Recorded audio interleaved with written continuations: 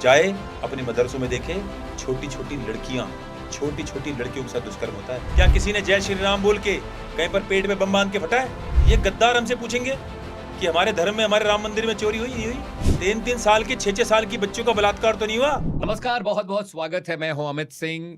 India news के नए podcast में आप सभी का बहुत बहुत स्वागत करता हूं। आज मेरे साथ एक खास मेहमान हैं जो सनातन की ध्वजा को लगातार फहरा रहे हैं, जो हिंदुत्व के मुद्दों पर लगातार बात कर रहे हैं, जो वेदों, पुराणों और सात्विक वचनों में लगातार विरोधाभास समाज में फैलाया जा रहा है उसको क्लियर कर रहे हैं। युवाओं से जुड़े हैं, बुजुर्गों से जुड़े हैं, युवाओं को खास तरह से वो गाइड करते हैं सनातन धर्म को लेकर, हिंदुत्व को लेकर, वेदों को लेकर, वैदिक ज्ञान भी रखते हैं। स्वागत कीजिए आचार्य अरुण कृष्ण जी का। बहुत बहुत स्वागत है आचार्य आपका इंडिया न्यूज पर।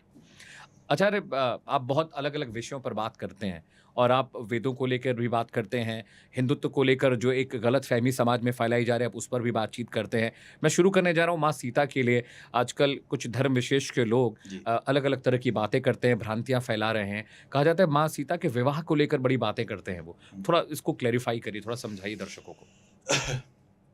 देखिए, जब रामायण में आप पढ़ते हैं श्रीमद् वाल्मीकि रामायण को, तो रामायण से पहले मनुस्मृति आती है। और आपने अक्सर सुना होगा मनुस्मृति के बारे में बहुत सारे लोग बहुत सारी भ्रांतियां फैलाते हैं। और इस बात को मैं स्वीकारते हुए बोलता हूं कि हमारी पुस्तकों को, धर्मशास्त्रों को, उनको प्रक्षेपित कर दिया गया, उनको प्रदूषित कर दिया गया। उसमें आपको जिसके अंदर प्रज्ञा विवेक होगा वो सभी पुस्तकों को खोल के देखेगा और उसे दिख जाएगा कि इसमें कूड़ा कहाँ पर है और ज्ञान कहाँ पर है। वो दिखेगा आपको, हमें भी दिखता है। उसके लिए बस वो प्रज्ञा और विवेकशील आंखें होनी चाहिए। ऐसे ही सीता माँ की आयु के बारे में बहुत लोग अपशब्द बोलते हैं। तो मैं आपको बता दूं कि भगवान राम मनु महाराज के वंशजों में से, उन्हीं के मनु महाराज भगवान राम के ही वंशज थे, उन्हीं के पूर्वज थे। तो मनु महाराज जब भगवान राम के पूर्वज हैं और मनु महाराज ने मनुस्मृति लिखी, मनुस्मृति के अंदर स्पष्ट शब्दों में लिखा हुआ है कि जब किसी बच्ची को मासिक धर्म आता है, रजस्वला होती है, उसके मासिक धर्म के आरंभ के 3 वर्ष पश्चात, अर्थात मासिक धर्म की जो औसतन जो आयु होती है अनुपात में देखेंगे तो वो 13 से 14 साल, 12 से 14 साल बच्चियों को मासिक धर्म आरंभ होता है, रजस्वला आरंभ होता है। उसके 3 वर्ष पश्चात यानी 3 वर्ष के बाद बच्ची विवाह योग्य होती है। सत्य। तो यदि आप 13 साल में 3 वर्ष जोड़ेंगे तो कितने साल हो गए? आप औसतन देखेंगे 13 से 14 साल में यदि 3 वर्ष जोड़ेंगे तो आयु निकल के आएगी 17 वर्ष। और 17 वर्ष के बाद विवाह के योग्य सनातन धर्म में कन्या होती है। तो आयु कितनी हो गई?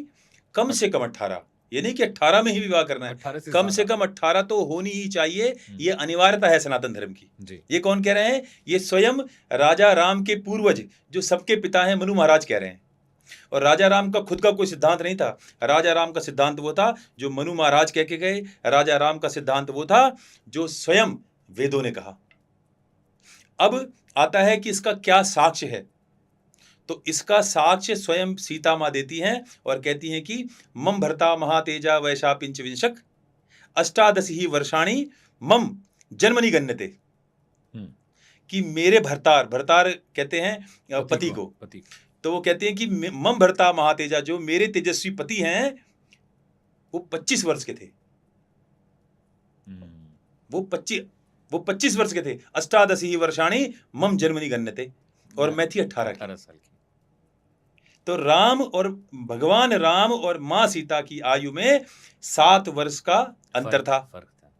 तो सबसे पहले तो आपको जानना पड़ेगा, यदि मैं इस बात को ये भी मानता किसी की कि जी बाल विवाह उनका हो गया, मान लीजिए, तब भी उनके आयु का अंतर कितना है? 7 वर्ष। 57 वर्ष नहीं है, 50 वर्ष नहीं है, 7 वर्ष। लेकिन मनु महाराज के बनाए नियमों को राम कभी तोड़ नहीं सकते। मैं इस बात पे कह रहा हूं कि जब सूक राक्षस ने राम को देखा, राम को जाना, क्योंकि रावण ने सूक को भेजा फीडबैक लेने के लिए, पता करो ये राजा राम है क्या चीज। तो जब सूक वापस आया और राम के बारे में देखिए क्या कहता है। वो कहता है कि यस्मिन्ना चलते धर्मो यो धर्म नाति वर्तते यो ब्रह्मावस्त्रम वेदांस वेद वेद विदाम्बरा। ये कौन कहता है? शत्रु enemy is Prabhu Ram talking के अबाउट बारे एनिमी। एनिमी। एक शत्रु दूसरे शत्रु के बारे में प्रशंसा कर बात रहा है, जैसे कांग्रेस कभी भाजपा की प्रशंसा नहीं कर सकती, लेकिन यहाँ पर शत्रु शत्रु की प्रशंसा में कहता है यस्मिन् ना चलते धर्म, यो धर्म नाति वर्तते, यो ब्रह्मास्त्रम वेदांश वेद वेद विदाम्बरा। वो कहते हैं कि राम कोई भी परिस्थिति हो कभी धर्म का उल्लंघन नहीं करते, और धर्म और राम दो अलग शब्द नहीं है, वो एक है। एक है। आपने यदि राम कह दिया तो वही धर्म है। तो जो राम और धर्म एक हैं, क्या वो 6 साल की कन्या से ब्याह करेंगे?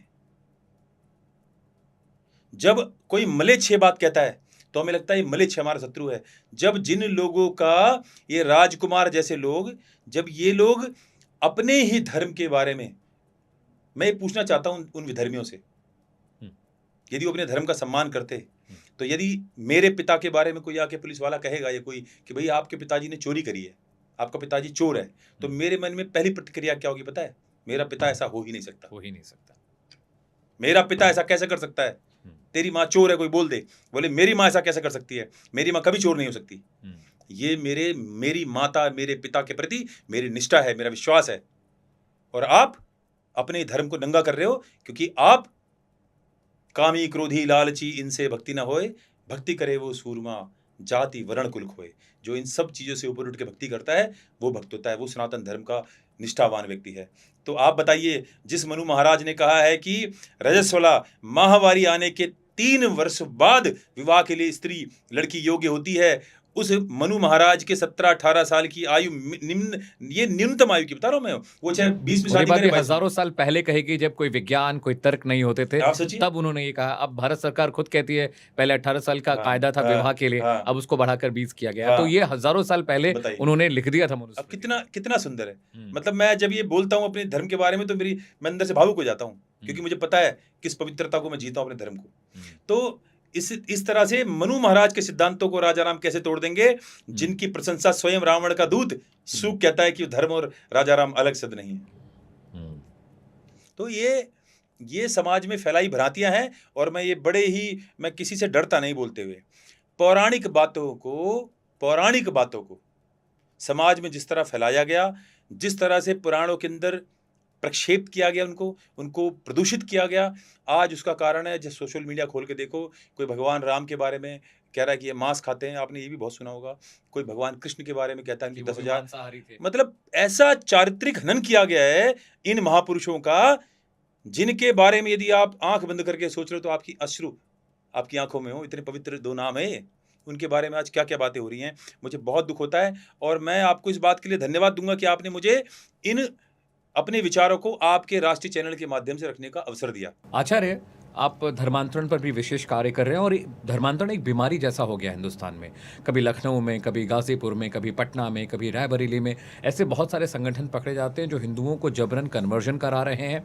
छोटी जो बच्चियां हैं, जो नाबालिग बच्चियां हैं, उनसे विवाह कर रहे हैं। पुरुष की आयु 70 वर्ष, 60 वर्ष, 65 वर्ष, 50 वर्ष होती है, 14 साल 15 साल की लड़कियों के साथ विवाह करते हैं। बहुत सारे मौलवी, बहुत सारी मस्जिदें इस पूरे षड्यंत्र में शामिल हैं। इस पर आप क्या कहेंगे?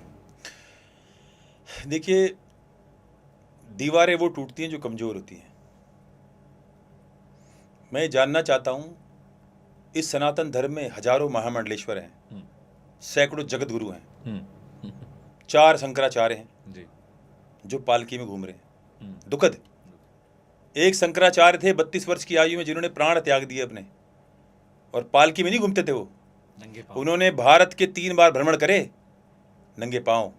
अरे उस समय कालखंड में क्या होगा, अधिक से अधिक क्या होगा, आपके सोचिए। बैलगाड़ी, बहुत ज्यादा बैलगाड़ी, घोड़ा। आज पालकी में शंकराचार्य घूम रहे हैं। जिस भारत को, ये भारत तो छोटा सा 32 लाख स्क्वायर किलोमीटर का भारत है। मैं तो उस भारत की बात कर रहा हूँ जो 1 करोड़ वर्ग किलोमीटर का था। ये तो 32 लाख मात्र की, हाँ, 1 करोड़ वर्ग किलोमीटर चाइना तक था। बताइए वो क्या होंगे। वो आप कल्पना कीजिए उस शक्ति की, उस आत्मबल की। वो महान देव स्वरूप आदि शंकराचार्य पैदल पूरे 3 बार भारत भूमि को नाप रहे हैं, पूरा जीवन यात्रा में निकाल दिया। आज कह रहे हैं पालकी से उतार दोगे तो मैं तुम्हें राजनीति में हरा दूंगा। मतलब ये शंकराचार्य, 4 शंकराचार्य, दुनिया भर के जगत गुरु, हजारों महामंडलेश्वर, प्लूटो गुरु, बृहस्पति गुरु, और जाने कौन कौन से गुरु, और धर्म का ह्रास हो रहा है। इसका मतलब कौन जिम्मेदार है? वो खुद जिम्मेदार है। जिम्मेदार है, क्योंकि सनातन धर्म का, देखिए जैसे इस्लाम के बारे में कहा जाता है कि इस्लाम अकल का नहीं नकल का नाम है, लेकिन सनातन धर्म नकल का नाम नहीं है। आपकी तर्क जिसे कहते हैं तर्क, तर्क के कसौटी पे जो खरा उतरे जी। उसी को सनातन धर्म कहते हैं। प्रश्न पूछना ही सनातन धर्म है। आप पूछो मेरी माँ सीधा 6 साल की थी, मैं इसका उत्तर दूंगा क्योंकि मेरे पास का उत्तर है। फैक्ट है। हाँ फैक्ट है। बात है। आप बिल मिला रहे हो क्योंकि आपके उत्तर नहीं है। आपकी दुखती रख पे कोई हाथ रख रहा है इसलिए आप तिल मिला रहे हो। हमारे धर्म में जो धर्मगुरु हैं वो कहाँ हैं? बड़े बड़े आश्रम, बड़े बड़े मठ लेके बैठे हुए हैं, कहाँ हैं ये लोग? अच्छा, एक सवाल है। एक बात मैं आपसे बोलूंगा, मुझे क्षमा चाहूंगा टोका आपको मैंने। गाय गाय गाय, अरे गाय क्या? गाय बचाने से धर्म नहीं बचता। गाय की रक्षा से धर्म नहीं बचता, धर्म की रक्षा से गाय बचती है। अगर गाय बचाने से धर्म बचता तो पाकिस्तान के अंदर एक राम मंदिर है, आप चेक कर लेना गूगल पे, उस राम मंदिर के अंदर गाय कटती है, उस राम मंदिर के अंदर भैंसे कटते हैं, उस राम मंदिर के बाहर मीट की दुकानें लगती हैं, क्योंकि तुम गाय बचाने निकले थे मूर्खों। गाय बचाने से धर्म नहीं बचता, धर्म बचाने से गाय बचती है। गाय गाय गौ माता गाय, गाय बचाने से कभी धर्म नहीं बचा। बोलिए।